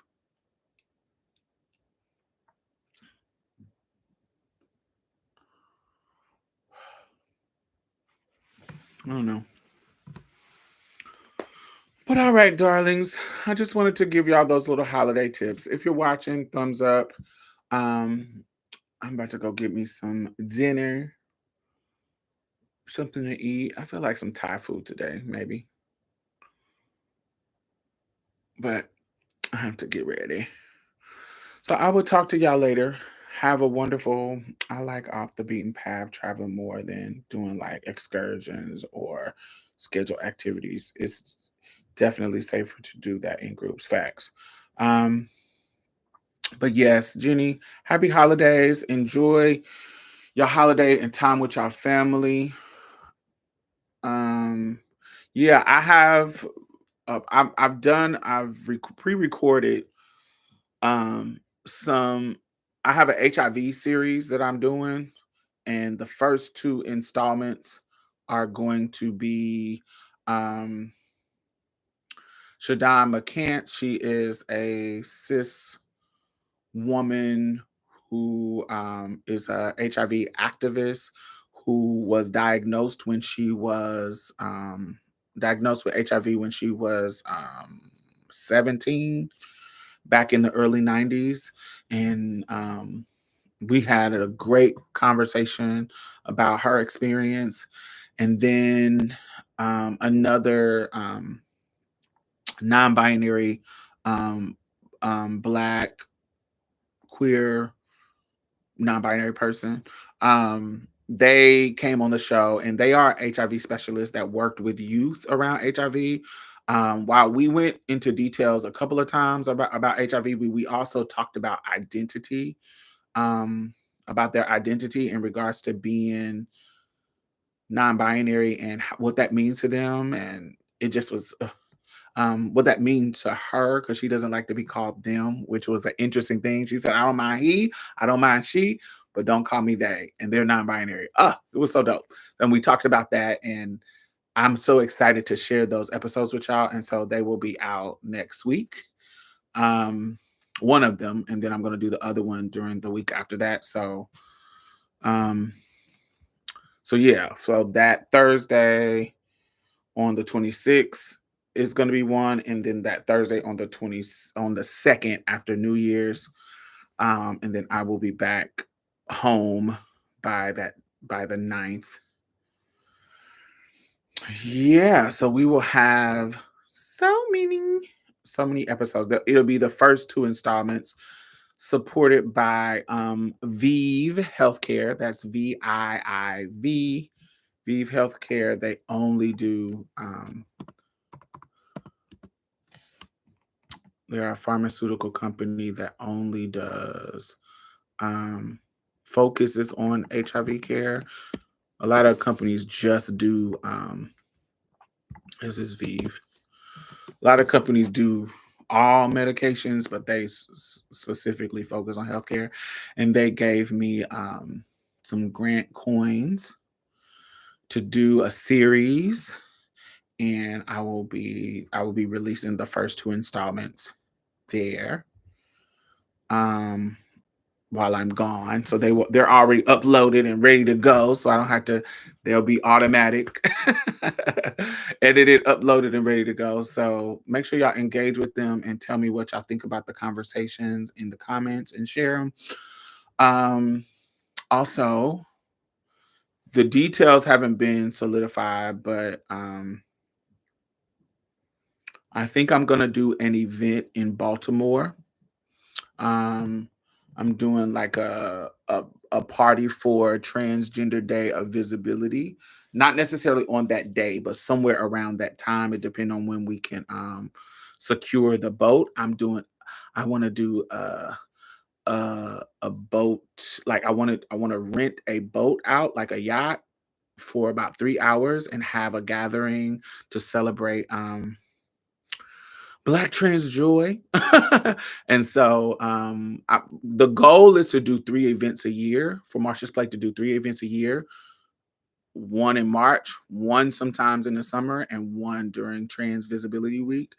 And I think we're going to start in Baltimore in March. So we're in contract negotiations as far as price and stuff like that. So I want to do like not a white party, but I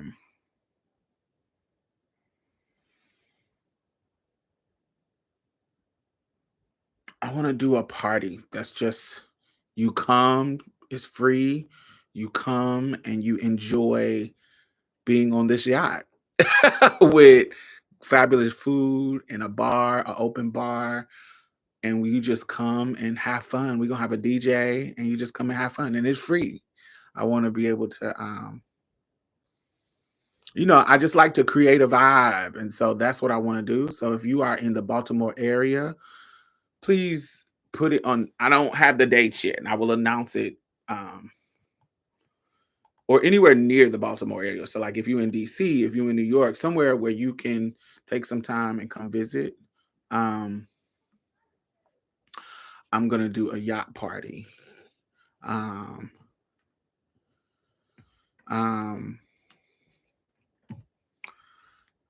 yeah, I think it'll be dope. I think it's gonna be fire. I don't think, I know it's gonna be fire, but I want to create a vibe. So make sure I'll be on the lookout for me announcing the exact dates. It's going to be sometime around March. I think it's going to be that Friday right before Trans Visibility, which is either the 30th or the 31st of March. And so it's probably going to be that Friday, that 28th.